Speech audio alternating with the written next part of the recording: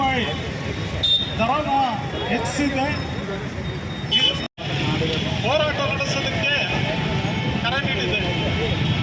ಆ ಹೋರಾಟದ ಅಂಗವಾಗಿ ಕಚ್ಚಾ ತೈಲ ಎಷ್ಟೇ ಏರುಪೇರಾದರೂ ಕೂಡ ಆ ಒಂದು ರಿಸರ್ವ್ ಫಂಡಿಂದ ಹೆಚ್ಚಿಗೆ ಆದರೆ ಎದುರಿಸ್ತಾ ಇದೆ.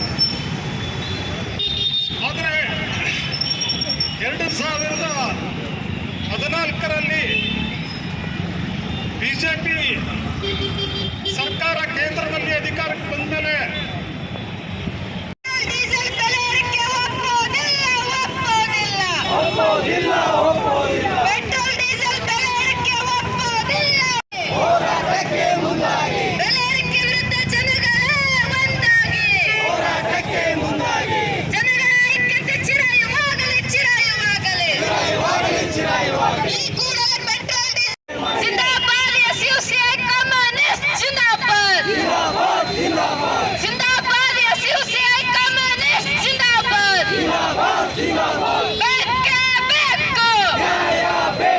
ಜನಗಳನ್ನ ಹಗಲು ದರೋಡೆ ಮಾಡುತ್ತಿರುವ ರಾಜ್ಯ ಸರ್ಕಾರಕ್ಕೆ ಧಿಕ್ಕಾರ ಧಿಕ್ಕಾರ.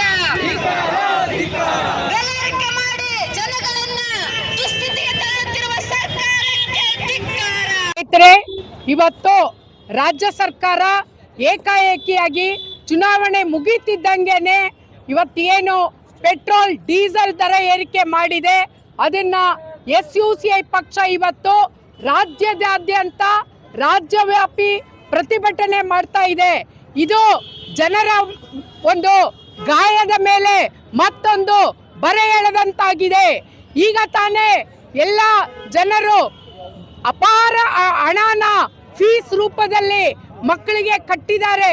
ಈ ಒಂದು ಸಂದರ್ಭದಲ್ಲಿ ಈ ಒಂದು ಪೆಟ್ರೋಲ್ ಡೀಸೆಲ್ ದರ ಏರಿಸಿದರೆ ಇದರ ಮೂಲಕ ಸಂಪೂರ್ಣವಾಗಿ ಎಲ್ಲ ಒಂದು ಅಗತ್ಯ ವಸ್ತುಗಳ ಮೇಲೆ ಕೂಡ ಇದರ ಪರಿಣಾಮ ಬೀಳತ್ತೆ. ಎಲ್ಲ ವಸ್ತುಗಳು ಕೂಡ ದುಬಾರಿ ಆಗತ್ತೆ. ಆದ್ರಿಂದ ಪೆಟ್ರೋಲ್ ಡೀಸೆಲ್ ದರ ಏರಿಕೆನ ಈ ಕೂಡಲೇ ಹಿಂಪಡಿಬೇಕು ಅಂತ ಒತ್ತಾಯಿಸ್ತಾ ಇದ್ದೀವಿ. ಇದರ ಮೂಲಕ SUCI ಜಿಲ್ಲಾ ಸಮಿತಿ ಸದಸ್ಯೆ ಬಿ ನಾಗಮ್ಮಾಳ್.